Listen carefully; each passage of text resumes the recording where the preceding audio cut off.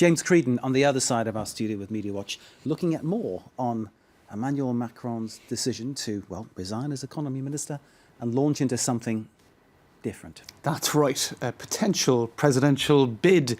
So some are interpreting this as betrayal because he was an advisor at the Élysée Palace for 2+ years before François Hollande decided that he would be the next economy minister. It's worth reminding people, this man, Macron, never been elected. That's right. He was appointed to this job by Hollande. He was a financier and an academic of sorts, and he's being dubbed now as young and rebellious. Indeed, in his late 30s, he would be one of the youngest, if not the youngest, potential candidates, left or right, for the presidential election.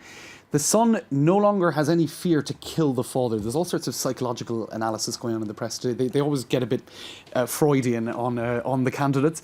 What they're saying here is François Hollande was potentially going to distance himself from Emmanuel Macron anyway because of a series of sort of minor scandals, one in which he had to pay back taxes of some 10,000 euros for wealth tax that hadn't been taxes that hadn't been fully declared in 2010, I believe. In any case, for the economy minister, it's not the best. It's kind of embarrassing, isn't it? It is a little. So if he was potentially going to be axed, well, why not take the axe and, well, do something with it, which is what he seems to have done today. Also worth pointing out that François Hollande did release a book recently, Conversations with the President, if you like, where he said of Emmanuel Macron, he is a nice guy, a nice, simple guy who is totally loyal.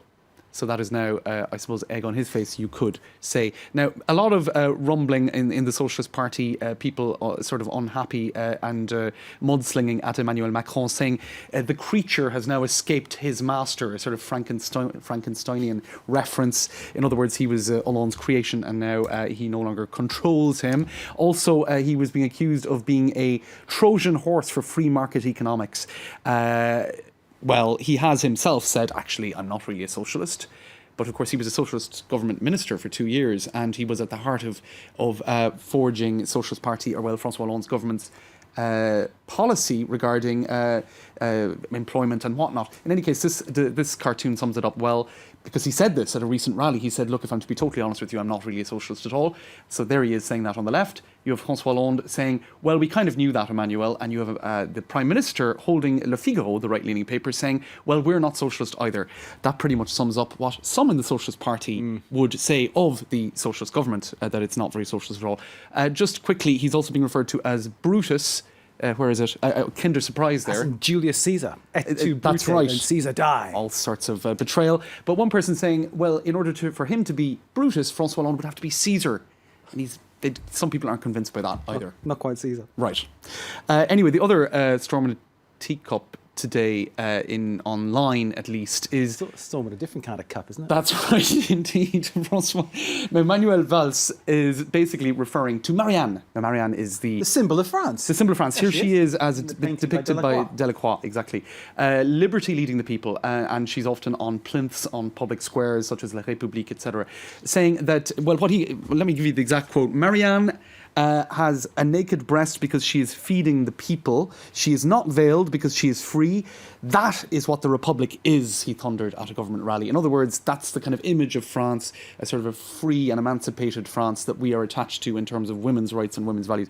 In any case, a lot of people commenting on that. Some people saying, oh, what, we need to be bare-chested in order to be a French woman. What was it? Yes, in order to be a good Republican French woman, do we need to go topless? Another person saying, is nudity the equivalent of freedom? Now, he was also tackled, if you like, by historians such as Mathilde Larère, who said, look, this is far too simplistic. First of all, Marianne as the symbol of the Republic, that was in the 19th century when women couldn't vote, when women had to seek their husband's permission to have a bank account, all sorts of things like that. Marianne was also depicted quite often in a much more sort of sober form, as you can see here. And so, yes, there was quite a degree of criticism there, saying, look, men depicting how they depicted women in this time had little to do with how they depicted her at this time had little to do with women's civil freedoms. The best way for men to find out what women think is to let women speak and for men to shut up. I think that's basically it, isn't it? Yeah? Yeah. Well, very few female candidates for this election. See what happens. James, thank you very much indeed.